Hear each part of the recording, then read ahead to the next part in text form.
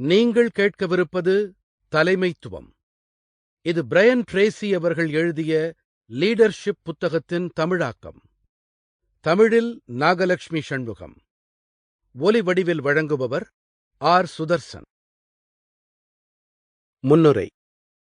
அமெரிக்க உச்சநீதிமன்ற நீதிபதியாக பணியாற்றிய மாபெரும் மனிதரான ஆலிவர் வெண்டல் ஹோம்ஸ் மனிதர்களைப் பற்றி பேசுகையில் ஒருமுறை இவ்வாறு குறிப்பிட்டார்: 3 வகையான மனிதர்கள் இருக்கின்றனர்.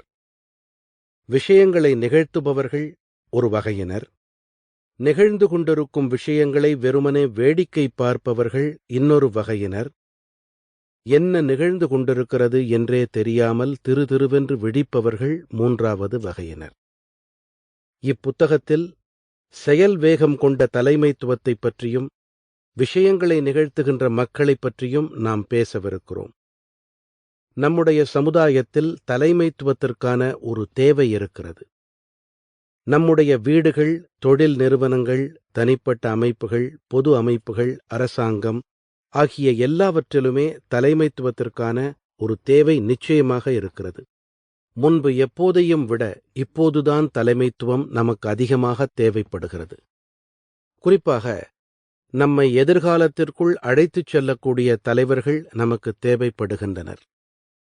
துணிச்சலும் முன்னோக்கும் கொண்ட புதிய வழிகளை உருவாக்கி அவற்றில் பயணம் செய்யும் திறன் கொண்ட மக்கள் நமக்கு தேவைப்படுகின்றனர். நமக்கு 2 வகையான தலைவர்களின் தேவை இருக்கிறது. மற்றவர்களுடன் இணைந்து செயல்பட்டும் மற்றவர்கள் மூலமாகவும் விஷயங்களை நிகழ்த்துகின்ற தலைவர்கள் ஒரு வகையினர். இவர்கள்தாம் மிகவும் முக்கியமானவர்கள்.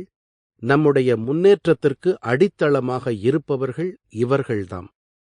2வது வகை தலைவர்கள் புதிய வழிகளை உருவாக்குகின்றவர்கள், முன்னோக்குவாதிகளாக விளங்குபவர்கள் இவர்கள்.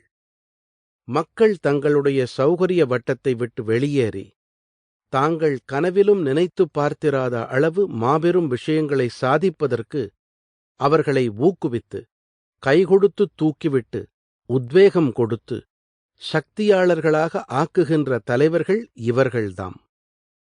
நம்முடைய பல்வேறு நிறுவனங்களிலும் தொழில்களிலும் தலைமைத்துவம் இன்றியமையாத ஒரு தேவையாக இருப்பதற்கு ஒரு முக்கிய காரணம் இருக்கிறது. இன்றைய நிறுவனங்களிலும் தொழில்களிலும் பணியாற்றுகின்ற மக்கள் முன்பு ஒருபோதும் இல்லாத அளவுக்கு கையாள அதிக கடினமானவர்களாகவும், அதிகமாக எதிர்பார்ப்பவர்களாகவும், அதிகமாக ஆய்வு செய்பவர்களாகவும், அதிக சுயநலம் கொண்டவர்களாகவும் இருக்கின்றனர். இப்போதெல்லாம் ஒருவரை ஒரு வேலையில் அமர்த்திவிட்டு அவர் என்ன செய்ய வேண்டும் என்று அவரிடம் எடுத்துரைத்தால் மட்டும் போதுமானதாக இருப்பதில்லை. நிறுவனத்தின் பல்வேறு நடவடிக்கைகளில் மக்கள் தங்களை ஈடுபடுத்திக் கொள்ள விரும்புகின்றனர். அவர்கள் தங்கள் வேலைகளைப் பற்றி கலந்து பேச விரும்புகின்றனர். தங்களுடைய செயல்திறன் பற்றியும் தாங்கள் செயல்பட்டுக் கொண்டிருக்கும் விதம் பற்றியும் தங்கள் மேலதிகாரிகள் தங்களுக்கு பின்னூட்ட கருத்துக்களை கொடுக்க வேண்டும் என்று அவர்கள் எதிர்பார்க்கின்றனர். எனக்கு இதில் என்ன நன்மை இருக்கிறது என்று அவர்கள் தெரிந்து கொள்ள விரும்புகின்றனர். இன்று வேலை தேடிச் செல்லுகின்ற ஏராளமான மக்கள், நான் ஏன் உன் நிறுவனத்தில் வேலை செய்ய வேண்டும் என்ற மனப்போக்குடனேயே தங்கள் வேலை தேடும் படலத்தை அணுகுகின்றனர். மக்கள் ஒரு குறிப்பிட்ட நிறுவனத்தில் வேலைக்குச் சேருவதற்கான முக்கியமான காரணங்களில் ஒன்று அதன் தலைமைத்துவம்தான். தலைமைத்துவத்தைப் பற்றி எனக்கு பிடித்தமான 2 வரையறைகள் இருக்கின்றன. முதலாவது வரையறை, தலைமைத்துவம் என்பது சாதாரண மக்களிடமிருந்து அசாதாரணமான விளைவுகளை பெற்றுக் கொடுப்பதற்கான திறனாகும். 2வது வரையறை, தலைமைத்துவம் என்பது தன்னை பின்பற்றி நடப்பதற்கு மக்களுக்கு உத்வேகம் அளிப்பதற்கான திறனாகும். பதவி, பணம், அதிகாரம் ஆகியவற்றிலிருந்து வருகின்ற தலைமைத்துவம் நீண்டகாலம் நீடிப்பதில்லை.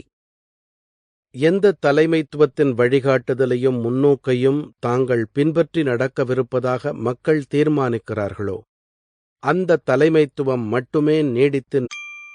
Sample complete. Ready to continue?